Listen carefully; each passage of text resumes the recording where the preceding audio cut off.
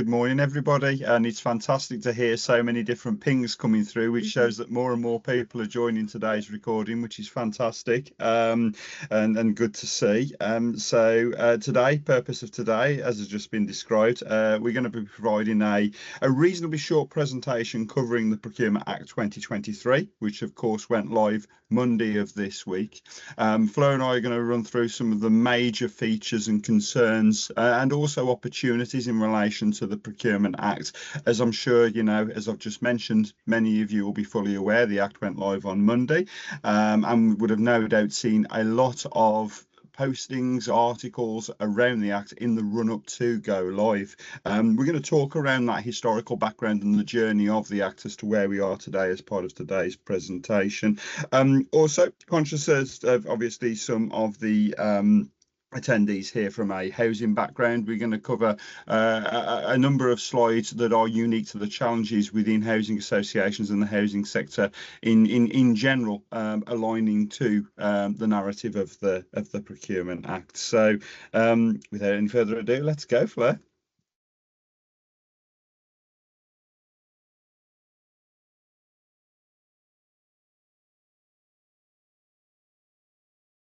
Okay, so just a brief whistle-top tour of the agenda for this morning and what we're going to be discussing with you guys. And as has just been mentioned, happy to take any questions after the presentation and look forward to hearing your thoughts on the presentation and just in general in relation to the Procurement Act. As promised, we will be going through a little bit of a historical background of the Procurement Act and as to where we are today and the implications of the Act.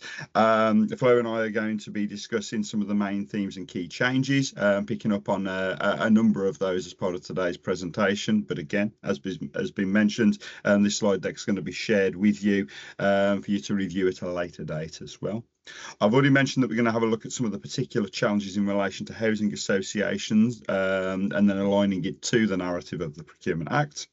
We're then going to have a look at some of the major key themes of the Act, as you can see identified there as part of the agenda, those being transparencies and notices, routes to market, contract management and supporting SMEs, which again in particular as a key drive on as part of the Procurement Act of 2023.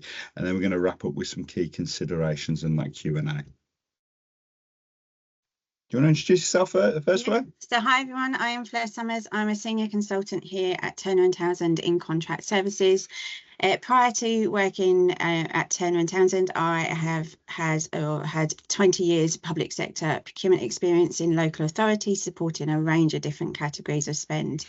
And similarly now in TNT, supporting authorities in terms of public sector procurement. And as well, I'm a lead member of the TNT UK Procurement Reform Task Force, where we provide guidance and awareness to both internal colleagues and external clients. Absolutely, and yes, of course, I'm Chris Robinson, Associate Director within Turner & Townsend, and a rather similar path to Fleur in terms of career experience to date. That I too have spent the majority of my career working directly within the public sector, a number of local authorities, housing associations, government quango, transport body to boot, and even still now working within Turner & Townsend, as does Fleur. We still continue to advise public sector clients. In fact, both of our clients right now are public sector organisations, aren't they? As Fleur's just mentioned, we do have an in-house procurement reform task force here at Turner & Townsend that Fleur and I lead on. As part of that, we've been upskilling a lot of our contract services staff and colleagues from across the business around the Procurement Act, much of the content that we're going to be covering today, so that they too then can transfer that knowledge onto our public sector clients that we have here at Turner & Townsend. Okay, so just to touch on this slightly, we also have a podcast, so a procurement podcast, the Reform Rundown. We commenced this in February 2024 as a way of sharing information and talking about all different elements of the Procurement Act.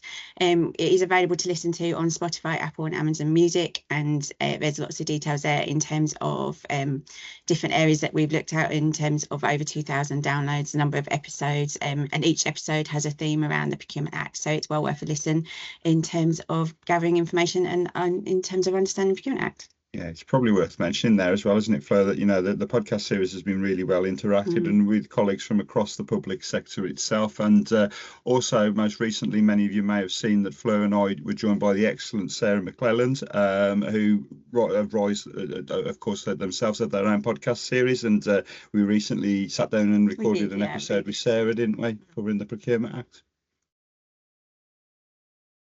Okay, so as promised, a little bit of a high-level whistle-top tour of the Procurement Act and the journey so far. So, as many of you, as I'm sure you will be aware, that actually the journey of the Procurement Act to where we are today, and more to the point, Monday of this week, when we finally got to the point of go live, has been end-to-end around about 4 years in totality.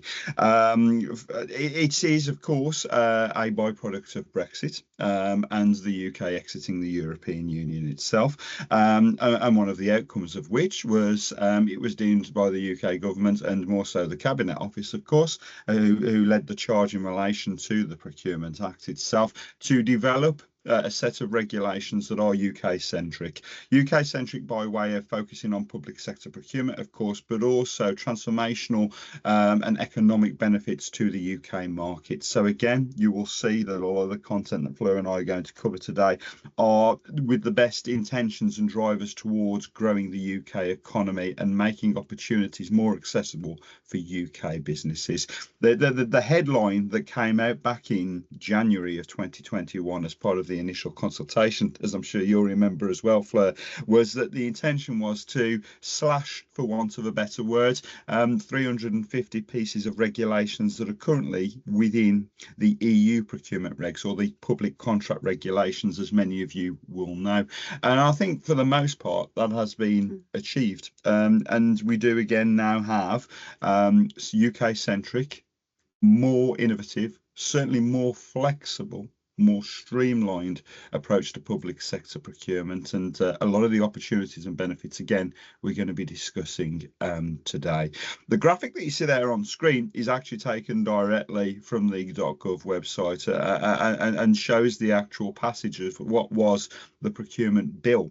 And the various steps that actually got us to the point of obtaining royal assent. Of course, there, as you can clearly see, the several readings and building blocks as part of the creation of the Procurement Act went through two houses, if you will, that of the Lords and Commons, before finally getting royal assent around about, and Fleur will keep me honest on this, around about October of 2023, wasn't it? Yeah.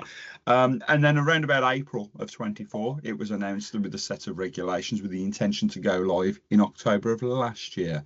And then those of you that have been following the journey closely will know that it was subsequently postponed to the 24th of February, Monday of this week, as the Cabinet Office was sure to get themselves all ready, and the sector at large, for go live. Okay, so next we're going to have a look at some of the key changes and main themes in terms of the Procurement Act.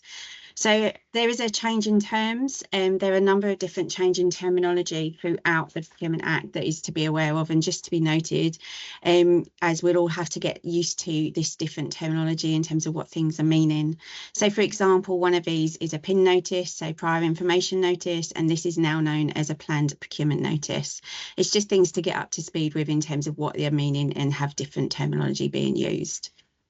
Contract management register. So we will see the introduction, we have seen the introduction of a central digital platform. This is also going to be used as a way to record copies of the contract where they are over a specific threshold.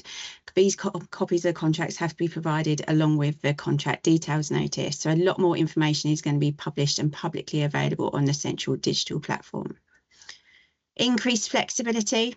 So we now have the new competitive flexible procedure along with the open procedure, so two procedures being available, and contracting authorities, or this enables contracting authorities to design a competition to suit the needs of the market and making it more flexible and tailored in terms of what that particular market or category of spend is would suit them most. We've also seen an introduction of innovative approaches. So we have now had the introduction of an open framework agreement. So this is where frameworks, it's a succession of framework agreements and they can be up to 8 years in term, but reopened at specific intervals, which would have to be detailed upfront as to how they would work. We also have the new dynamic markets, which is a replacement of the existing dynamic purchasing system, but this is now can be used for wider purchasing and not restricted to commoditized services. In terms of KPI reporting, this is quite a change that we will see now that the Procurement Act is live, with much more of a focus on contract management. There is now a requirement for the publication of KPI data. At least 3 have to be set and detailed within the contract details notice, which we'll talk about a bit more later on. And then on at least an annual basis, KPI performance against the KPIs has to be published again on the central digital platform. And obviously, as KPI information is being published, it is likely to become public knowledge in terms of any poor performance or issues that are being experienced. And this is also now linked to discretionary exclusion grounds. So national variations. So the Procurement Act will apply to contracting authorities in England, Wales and Northern Ireland, and Scotland, Scottish Government retain their processes or their approach for devolved Scottish authorities.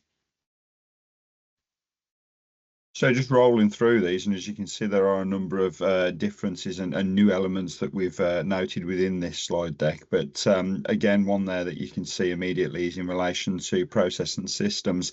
The much lamented, as was at the time, central digital platform is now live. It was live as part of Go Live on Monday of this week, which is fantastic. And it is ultimately the single source of information for all public sector procurement activity. Much of which, and talking about the notices that Fleur alluded to just now, will be present by way of the data on there, in addition to the performance elements as well.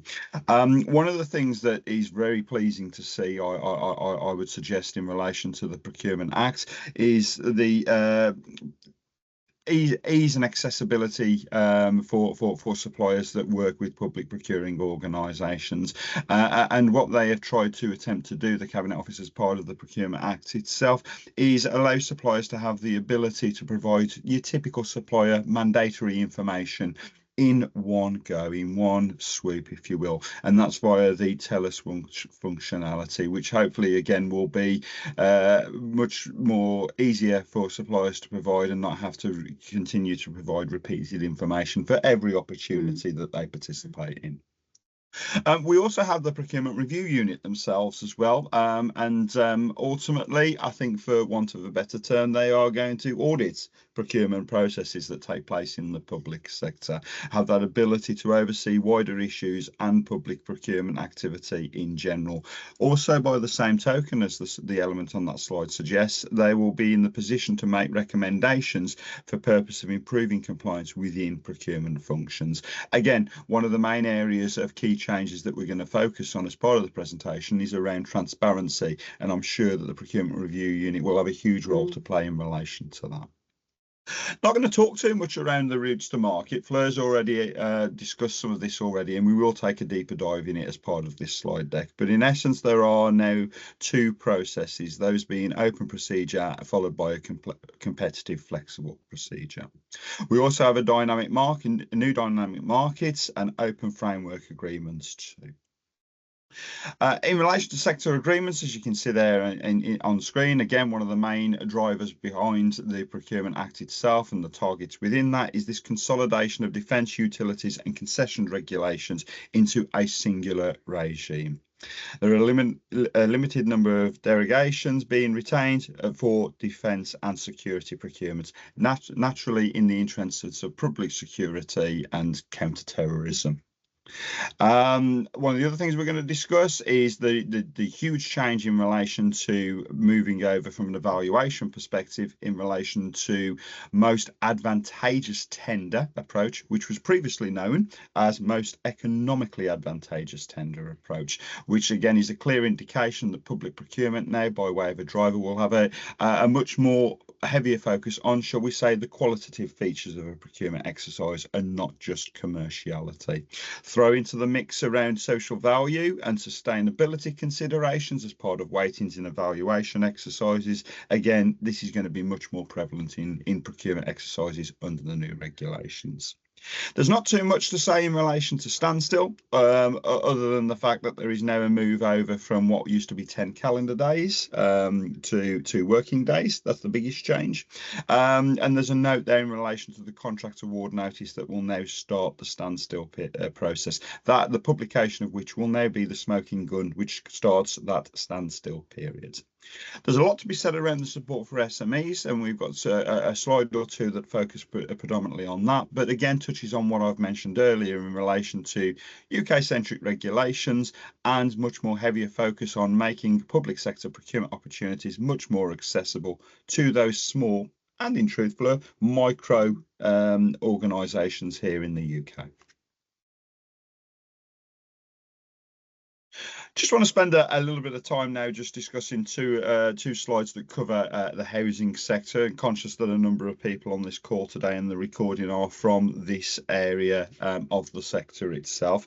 So pretty much for this first slide at least, making you aware of things that you in fact are already aware of, but the hot topics right now of course include what we could discussing today, the UK procurement regulations itself, the Procurement Act of 2023. But then there's so many other things that you guys in the housing sector have to be aware of, you know, like for example the Section 20 compliance and in relation to making sure that your tenants, customers, residents, lots of different terminologies used for that. I'm fully aware of within housing associations, but are fully aware of procurement exercises that you are undertaking that have a direct impact upon them and how that aligns to the narrative of the Procurement Act. Some of the more obvious things here are, you know, your considerations around zero carbon and energy efficient homes. Of course, from an auditability perspective, many, if not all of you, will be have to make data available as part of your in-depth assessments. The allocation of internal resources, I would argue, is the same across the sector itself, not just specific to housing organisations, but I too, you know, fully aware, having worked within housing associations previously, know that procurement is a finite resource. And a lot of what we're going to discuss today around the Procurement Act is quite resource intensive. The market conditions, social value are a given, I would suggest there. Also the same in relation to negative press. A lot of what we're going to discuss today hopefully should make it completely apparent that nobody wants to be that first test case or that preceding test case organisation that falls foul of the Procurement Act itself, and then ultimately determining what the implications of that are. You have your performance register, if you will, in the form of the league ladder, the social housing league ladder. And of course, still, you know, despite the number of years that have passed, we are still playing catch up from the pandemic and the Brexit fallout as well. If we move on to this here now, Fleur, then, so the last piece on this particular slide and what I'm going to discuss in a little bit more depth on the next one, in relation to housing associations and trying to get that determination and striking the ideal balance between contracts, commercialism, and of course compliance, which we're going to have a look at right now. Okay, so rather like the slide says there, so and this again does in truth align to across the public sector, but to truly realise the benefits that have been brought about by the introduction of the Procurement Act, structured procurement approach ultimately comes in three forms, and as alluded to on the previous slide there. So that's compliance, contracts, and commercialism, and we've got a few notes covering each one of those here. So from a contracts perspective, again, there's a real requirement under the Procurement Act to do your homework. And what I mean by that ultimately is undertake an assessment of the market, their capabilities. One of the things that we're going to discuss as part of today's presentation is the increased focus on preliminary market engagement. And in fact, there are a good number of notices that have come out of the Procurement Act, but there is one that is fully focused on that. And that's ultimately giving you guys the opportunity to really ascertain what the capabilities of the market are to help you structure your procurement exercises accordingly. Some of these things here again would be exactly the same under the public contract regulations, but of course the necessity to have suitable specifications, as you will all know. That specification, that scope of works, that scope of requirements ultimately tells the story of the procurement requirements, and getting that right from the outset is of paramount importance. We're going to talk about KPIs and service level agreements, particularly the former of those two as part of the presentation. And as Fleur's already alluded to, the mandatory element of the fact that there need to be at least 3 key performance indicators aligned to contracts equal to a value of contract of 5 million. Yeah. And then also as well, your importance around selecting the right terms and conditions. So that's from a contracts perspective.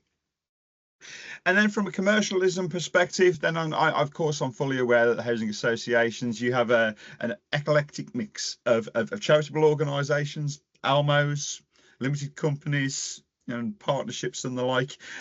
So you will look at this no doubt from different lenses. But what I've tried to present here on this slide is a common form approach that you could look at regardless of the makeup of your organisation, if you will.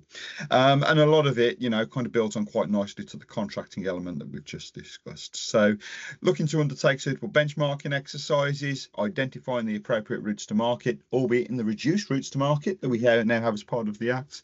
The alignment to budgets and being fully aware, of course, that across the sector, not just unique to housing associations, but there is now a requirement to have to do more with less in terms of ever reducing budgets, but also again trying not to ensure that impacts from a qualitative perspective. And again, the same with the evaluation criteria too, and again building upon what we discussed earlier in relation to the move to most advantageous tender. And finally, from a compliance perspective, and a lot of this here that you see here on screen should be, totally familiar with those of you from the housing associations right there. There is a nod in the direction in terms of Section 20 and housing association protocol in relation to that. But also, of course, overseeing contract management and suppliers alike, so that there is this balance and agreement between housing associations, contracting authorities, and making sure that they are aligned to the contract itself, the KPIs, and any subsequent service level agreement. One final point I think is probably worth mentioning on here is aligning your governance procedures, your standing orders, your procurement manuals to follow what is mandated within the Procurement Act. And Fleur, I think, when we think about the dialogue that we've had with the sector in general and requirements for support, a lot of it has been around getting that governance right from the outset and supporting them accordingly. Okay, so we're now going to have a look specifically at transparency and notices. So transparency is a key theme that is definitely increased within the Procurement Act. You can see this by the number of new notices that are required to be published, covering the full life cycle of the procurement. This now extends into the contract management phase, which isn't something that we would have had previously to the extent that we do now. So just in terms of splitting it out into like a life cycle of a procurement phase, you'll have a pipeline notice, which is more in the planning stage.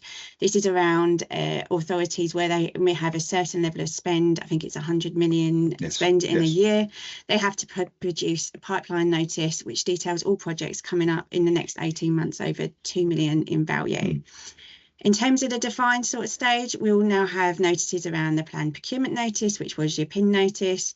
Chris already mentioned around the preliminary market engagement notice. Again, this is new in terms of the Procurement Act and can be used to alert the market that you're going to want to undertake some market engagement. It will have to detail how you're going to undertake this market engagement and how suppliers can get involved. In terms of the sourcing stage, so we'll now have tender notice. This is another one to remember in terms of terminology, which used to be called the contract notice. We will also have contract award notices, which, as we've talked about, start standstill process. And then we have the new contract details notice, which sort of takes the place of where a contract award notice would have been before, but then confirms that you've actually entered into the contract and provides details of the KPIs that we sort of talked about. Alongside some of these other changes, we've got information such as assessment summaries, which is replacing what was the outcome letters. And then as we move into the manage phase, this sort of has much more increased focus, as we've talked around, in terms of the contract performance notice and the publication of KPI data and how suppliers are performing. We'll also have a contract change notice that has to be issued, but now this has to be issued prior to the decision or the change actually taking place. It's almost alerting that you're going to take a change to a contract. And as we sort of touched on before, all this information has to be available on the new central digital platform. So it will contain publication of the notices. It will have a commercial pipeline showing the planned procurement activity. It will also be used to manage the introduction of the debarment list, which is linked to the discretionary and mandatory exclusions, and also where suppliers will manage their supplier information. And at the same time, it will include your copy of the contract documents. So just by seeing this, it is very clear that transparency and being able to see the information of a procurement and its contract is a key aim of the Procurement Act. And this is just another diagram in terms of how you can see the different notices over those stages. And you can see that you've got your plan stage with your pipeline, your defining stage where you're really trying to understand how you're going to procure it, gather that market information, and then your sourcing stage. You do have extra notices in there in terms of dynamic market notice, and I know we'll touch on some of these in a minute. And you've got like your procurement termination notice, which again is new, where you end a procurement partway through. And then obviously we've highlighted there in terms of the managed phase, which are the new areas that we have to now adhere to in terms of contract management. Absolutely. And, thinking back to some of the dialogue that Fleur and I have had with the sector itself, whether it be, directly through Turner and Townsend or through the podcast series that we host, a lot of the questions, the queries, concerns that the sector have been in relation to the introduction, the plethora of notices that we have over the next 3 slides. And the great thing about this is, of course, is that these slides are going to be made available to you all after this recording as well, so you can review at your leisure. But I thought what would be quite useful is for me just to kind of give a bit of a nod in the direction to what we believe are the key and more focal points of the numerous notices that are now available as part of the Procurement Act 2023. The first of which there on this particular slide is the preliminary market engagement notice. We've already discussed as part of today's recording and presentation for you all the fact that there is increased emphasis around preliminary market engagement. Now, this again, of course, is an ideal opportunity, for want of a better term, as a public procuring organisation, obtain some free consultancy around your procurement requirements. There are a variety of ways in which, of course, this can be achieved. Issuing out questionnaires, having online events, having in-person events. Remember when people used to do that? And present a very high-level specification of the timeline in relation to your procurement requirement. From the back of that, of course, then those in attendance, whether it be physically or virtually, can provide you some details around what, in fact, is the art of the possible around this particular procurement exercise, and help you work up and shape that specification and scope of requirements accordingly. However, in order to do that, we have the introduction of the preliminary market engagement notice, which does exactly what it says on the tin there in terms of the description. It is a notice that is announcing that an authority is planning to undertake or has conducted a preliminary market engagement exercise. Now, what I would like to say in relation to that is the true value is going to come if you are planning to conduct, not to tell the world that you've actually already done one. I struggle to find a single example, Fleur, off the top of my head, as to why there'd be any benefit of saying, hey, we've done a market engagement exercise. So whilst it's there for that eventuality and possibility too, I think the encouragement is obviously to have that initial publication of the notice before the event. Okay, so what else have we got? We've got the tender notice. So a change here in terms of the tender notice, setting out an authority's intention to award a public contract and commence a procurement process. I used the term smoking gun earlier, and I think that would apply to this here too, wouldn't it, Fleur? Definitely.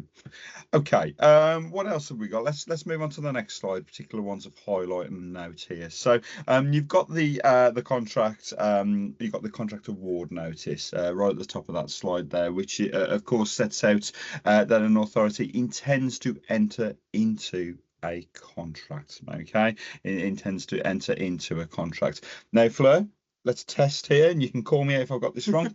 Is this the one that kicks off the standstill period or not? Yes, so the contract award notice will now start standstill. So the intention is that you issue your assessment summaries, which is what would have been you replacing your outcome letters. So you issue your assessment summaries, and then you issue your contract award notice, and it is the contract award notice that contains information about standstill and will start your standstill period. That's the key thing, isn't it, there? Which I know, again, just to reiterate what we covered earlier, is 10 working days. 8 working days. There you go. There you go. We've been too close to the projects, haven't we? 8 working days. And then on here we also have the contract performance notice. Now, we've already discussed, and will do as part of this presentation, and what we've got remaining here is have a look at the importance of contract performance and the introduction of the 3 KPIs for contracts equal to or in excess of £5 million. This contract performance notice, as it says on the description, will have to be published against contractors' performance at least once every 12 months throughout the life cycle of that contract itself, and on termination too. Now, this is a public facing platform, okay? So this is a public facing platform where this information is going to be facing, and of course suppliers will not want their dirty laundry airing in public. So one would suggest that this is a perfect opportunity and tool for the public sector to evidence and record in the public that, you know, a supplier is either performing well or not. Now, in the case of the latter of those two, one would like to think that the suppliers will not want that to be the case. So again, is a positive step for public procuring organisations in that regard, and their ability to publish that information. We go on to the next slide, Flo. Okay, so the final one there is in relation to a contract termination. Okay, so a notice setting out that the contract has been terminated, and from a mandatory perspective here, and as we had these on all of the other 2 slides prior to this, of course, unless the contract relates to private utilities or is a user choice contract awarded by a direct award, essentially from a framework, a pre-existing framework, I would suggest there. Okay, any other particular highlights? I'm conscious of time and how much we've got to go through, Fleur, but is there anything else that jumps out there that would be worth mentioning? I don't think so. I think it's just worth highlighting the aim in terms of the notices is that I think the overarching objective is that you can track a procurement and contract from the very first notice, which would be your pipeline notice, right the way through to its contract termination notice, which has to be done on natural expiry as well. So you should really be able to follow it through right from start to finish, and that's what they're trying to achieve with these. Definitely. I think actually, you know, if you align it to those of you that have perhaps maybe undertaken the SIPS qualification, Chartered Institute of Procurement and Supply, if you think back to, you know, the academic side of the generic SIPS cycle, generic procurement cycle, that would actually map out the instances in which many of those notices would in fact have to be published. Okay, so we're going to touch on routes to market. So as we sort of mentioned earlier in the slides, under the previous regulations, there was 5 sets of different procedures, which we've got there. So open, restricted, competitive procedure and negotiation, competitive dialogue and innovation partnership. With the Procurement Act now live, we now have 2 procedures. So we'll still have the open procedure, which is a single stage tender procedure without a restriction on who can submit tenders. So it's very similar to what it was before. But now we have the introduction of a competitive flexible procedure, which has replaced all the others. And this is very much in that you can determine how this process is going to work based on what you're purchasing, how you want to see it working. It has to be a multi-stage process, but those multi-stages can be up to you to determine. I guess it's in terms of this procedure, it very much is a tailored design process, but you can start to add on different elements depending on what you're purchasing and how that market is. So I don't think you will necessarily see many. Well, you might see some that are the same, but they're going to be designed based on what is being purchased. And I guess key to this and linking to the transparency is to always be open and upfront in your procurement documents as to how you're going to run your competitive flexible procedure, and then follow what you say you're going to do. So just a bit more on this. Benefits, obviously it's flexible, it can be designed and tailored, multi-stage, it can be used to make the best fit. It's innovative. We haven't necessarily been able to do this before. We've always had to try and stay within the processes that we've had before, and hopefully being able to do this and make it more tailored, it can reduce barriers and enable SMEs to participate more. In terms of considerations and some things to think about, it's just making sure that the procurement objectives are adhered to, and have regard to utilise pre-market engagement to understand the market and how you might want to design it. You can consider your conditions of participation as part of the process. Also, you can look at the number of suppliers, the number of stages. Are you reducing your suppliers at different stages? But again, this all needs to be detailed up front. Your award criteria, and then on the end, we've got transparency, which is going to be key as to this process and how you're going to be running it. So the tender notice is going to be key in this area, because that's going to detail how you're going to do your competitive flexible, and you're likely to need to detail what stages you're going to do, and it's going to need to be clearly defined. In terms of your stages and your flexibility, this also needs to be thought of up front in terms of how many stages, how are you going to refine the award criteria, are you going to reduce the suppliers, and that needs to be also documented. And again, we've also highlighted there that pre-market engagement is going to be key to really getting the best process for what you're purchasing. Before we move on, Flo, it's probably worth mentioning here again, and you know, Flo and I have got combined 40 years public sector procurement experience working directly within the sector, and we recognise that public procuring organisations are tight on resource, not from a human and a monetary perspective, and harping back to obviously one of the drivers of the introduction of the Procurement Act is to remove the proverbial stabilisers and give public procuring organisations the opportunity to be certainly much more flexible, including the title of this procedure here, around their procurement undertakings. However, you know, we're not lost on the fact that because of the challenges that I've just referred to there, this will require a degree of resourcing and management, and dare I say, a fair degree of creativity too. And you know, those opportunities and availabilities of resource are not possible across the sector at large. And what I would suggest here is that, you know, a lot of organisations, individual public sector procurement organisations, will look to the likes of Crown Commercial Services, Eastern Shires Purchasing Organisation. Those of you in housing will be looking at the likes of Procurement for Housing and National Framework Partnerships to see how they themselves, or even the larger public procuring organisations in general, not necessarily just the consortiums, handle and approach this procedure, and how they can maximise and get the best benefits and innovative solutions through this approach. Okay, so we're going to have a look now at contract management, and just again, another whistle-top tour in relation to key performance indicators and contract management, a lot of which we've already discussed already, but again, a real benefit I would suggest for public procuring organisations to effectively manage the performance of suppliers over the life of the contract, and also, you know, notwithstanding the fact that this information will also need to be published on successful completion / termination of the contract too as well.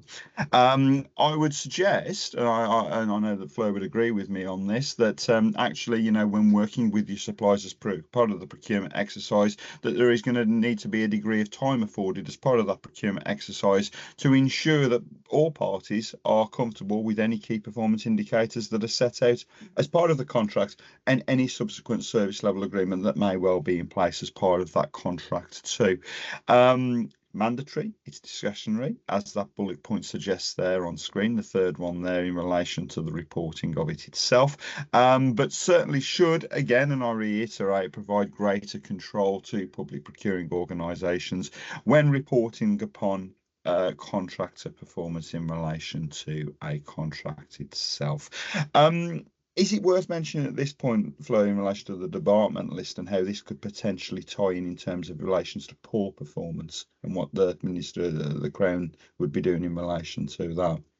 Yeah, so we've touched on debarment. So obviously this is a newly introduced, which is linked to suppliers that have, it's mainly against the mandatory and the discretionary exclusion grounds, where they have fallen foul of those areas and can be placed on a debarment list. And that can then prevent them from bidding from public sector procurement activity for a specified period of time, which the Minister of the Crown has to place them on there following an investigation. I guess it's just worth noting that poor performance is now a discretionary ground, and therefore could potentially make them an excludable Indeed. supplier, and therefore potential to have issues later on down the line. Yeah, a lot's been said about obviously the department list in its introduction, hasn't it, Fleur? But I think the reality of it is time will tell, and obviously how much the ministers of the Crown will actually apply instances in relation to contract management and this whole excludable approach in relation to that. But the key message is there that only the ministers of the Crown can actually do that. Right, I think we're going to split this one, aren't we, talking about SMEs? But ultimately, again, as discussed already, supporting SMEs and making public procurement opportunities accessible to SMEs is a driver. The official legal term that's been thrown about, and this is a legal term, is have regard to the inclusion of small medium enterprises in terms of public procurement exercises. And you may find there that figure that you see on screen somewhat striking and a bit of a surprise in terms of how much of UK businesses actually fit within the bracket of a small medium enterprise. And again, you know, it's little wonder as to why the introduction of the Procurement Act is having so much focus on trying to tap into what in many instances is untapped potential and skill sets, particularly of course UK SMEs in relation to that. I think one of the things that's been noted as part of the public contract regulations and the previous regulations overall is that small medium enterprises are often put off from participating in public procurement exercises because of the elongated procurement processes, the depth of content in tender and quotation documentation, the multiple stages aligned to those procurements as well. And again, you know, now the hope is through the active encouragement and the detail within the Procurement Act that these opportunities will be much more accessible, reducing the barriers that are currently faced with SMEs. So yeah, just on there, we're talking around how local SMEs can obviously benefit the local economy and supporting local employment figures and regeneration opportunities.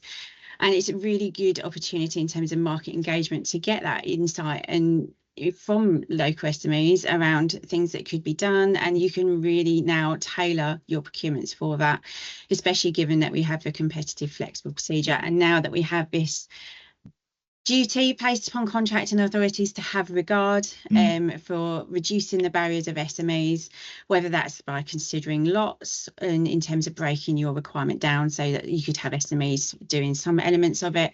It really is an opportunity to look at how could we tailor and make this process more appropriate to local SMEs or SMEs in general, and try and increase the competition amongst the market. Absolutely. Okay, so coming towards the end of the slides, key considerations. So this is just some areas in terms of thinking around, if specifically for procuring organisations, in terms of like, are your governance procedures and tender documents in line with the Procurement Act? That is going to be key to make sure you're referring to the right rules and regulations, the right sets of documents. Are your systems and processes in place up to date to enable contract performance management and reporting? Again, linked to the one above, are your standing orders and internal procurement procedures reflecting the way in which you're now going to have to do procurements, and are you geared up to potentially take advantage of these innovative opportunities that we can now see in terms of competitive flexible procedure? And similarly, in terms of suppliers, I guess it's worth them understanding where they can see your opportunities from. Do they know where that you publish your details and in terms of your procurements coming up, and do they have an understanding of what notices they should be looking for and the commitments that you may have to social and sustainable procurement? Just some key areas to start thinking about as we're all now starting to get used to the Procurement Act. Yeah, just in closing then, I am conscious of time and I'm sure that we'll have some questions to follow today's presentation, but it's worth bearing in mind, of course, and as Fleur's just touched on there in relation to the perspective from a supplier's point of view, the Procurement Act and its introduction is as new to them as it is to public procuring organisations, and we are all on this huge learning curve. And I would go as far to say that I think, you know, what's been provided to suppliers in terms of content and what it actually means to them, and in fact the opportunities that are available to them, It's been somewhat limited. I think it will come over the fullness of time, but I think we as public procuring organisations and you guys have a particular role to play to make sure that you do keep your suppliers suitably informed of any developments and opportunities that become available. And of course, the introduction of the plethora of new notices that are available will go some way in which to do that.